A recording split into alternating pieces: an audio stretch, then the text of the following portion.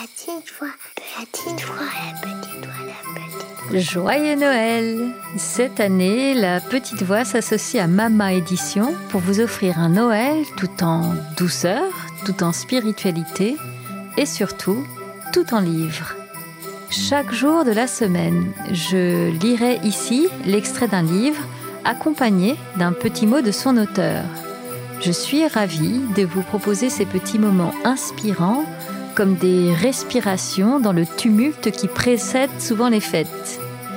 Cerise sur le gâteau, ou plutôt sapin sur la bûche, devrais-je dire, nous vous offrons chaque jour un exemplaire du livre présenté. Pour cela, c'est simple, rendez-vous sur Instagram et Facebook, vous me trouverez en cherchant La Petite Voix, le podcast. Je vous souhaite de très belles fêtes de fin d'année. La Petite Voix fête Noël, c'est parti!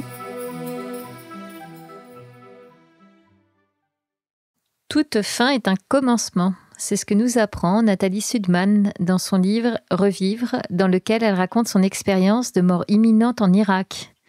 Finalement, cette presque mort n'était que le début de son aventure.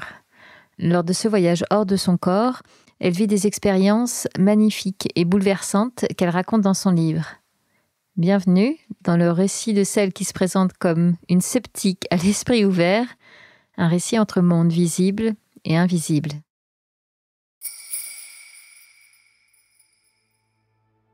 La tête posée sur une main, le coude appuyé sur la poignée de la portière, je venais de fermer les yeux. C'était la fin d'une longue journée passée à visiter des sites de construction. La base ne se trouvait plus qu'à quelques minutes de route. Je ne faisais plus attention depuis longtemps aux paysages qui défilaient derrière la vitre et j'avais perdu toute notion de la distance qui nous séparait du reste de notre convoi de sécurité. Apparemment, cette équipe laissait 500 mètres ou plus entre chaque véhicule. Quant à l'escorte fournie par la police irakienne, il y avait un moment que je ne l'avais pas vue. Je ne connaissais pas très bien les deux hommes de la sécurité assis à l'avant, aussi n'avais-je pas cherché à bavarder avec eux. Certains préfèrent se concentrer sur l'environnement. Comme ils ne discutaient pas entre eux, je me disais que mes questions ou commentaires ne seraient peut-être pas les bienvenus. L'équipe de sécurité travaillait à micro fermé. Autrement dit, je n'entendais rien de ce que se racontaient ces hommes hyper attentifs, au sens surdéveloppé et en alerte permanente. Je ne connais pas de façon plus assommante de voyager à l'arrière d'un Land Cruiser blindé. Réduite au rôle de passagère désœuvrée, j'avais atteint ce point familier où la monotonie vous conduit artificiellement aux portes du sommeil. Tout ce que j'ai entendu alors, c'est un pop, le bruit d'un bouchon de champagne qui saute à une centaine de mètres de distance, le son d'une nouvelle fenêtre Microsoft qui s'ouvre, un claquement de doigts à l'autre bout du bureau. Je me rappelle très clairement avoir poussé un long soupir comme en écho à un soupir intérieur. Je me suis dit « Et merde !» J'étais fatiguée, épuisée par de longues journées passées à tenter de former un nouveau maître d'œuvre tout en m'efforçant de rattraper une charge de travail éreintante après 2 trop courtes semaines de vacances. Une épreuve était la dernière chose dont j'avais besoin. Je ne voulais pas avoir à faire d'efforts, j'avais envie de repos. Pas de chance. Allez ma grande, au boulot, je me suis dit. Et j'ai rouvert les yeux. Vous veniez de lire une partie du compte-rendu de l'incident que j'ai écrit peu après ma sortie du Walter Reed Army Medical Center.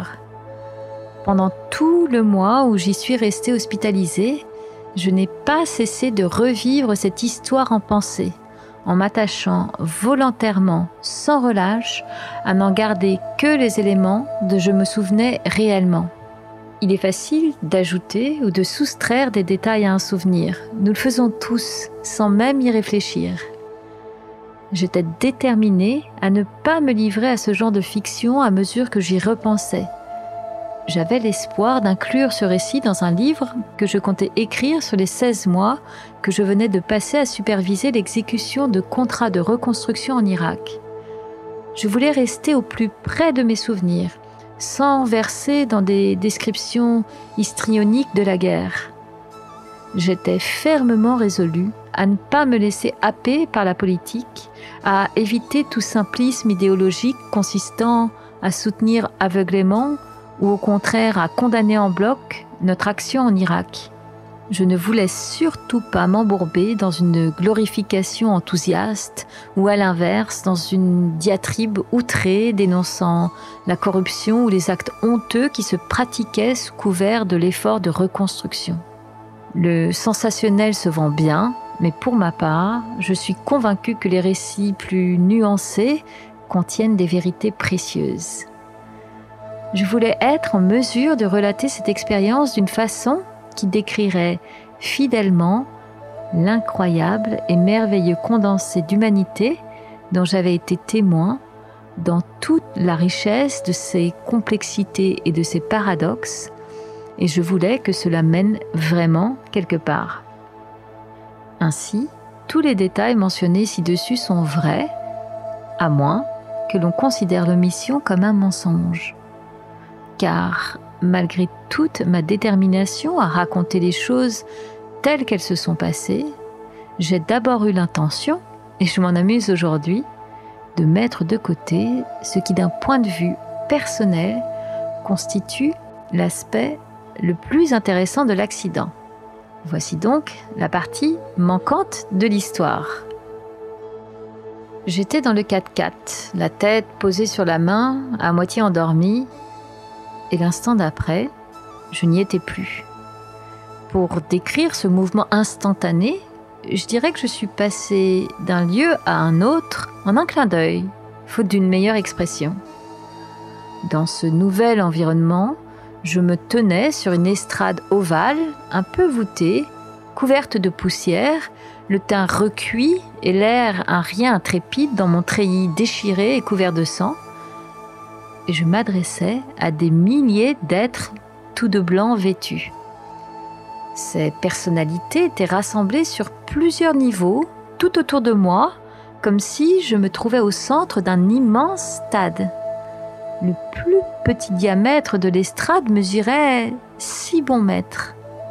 Les personnalités étaient d'essence non physique et ne prenaient forme qu'en vue de remplir un objectif précis. De mon côté, je percevais leur apparence en fonction de mes préférences et de ce qui correspondait le mieux à mes propres objectifs.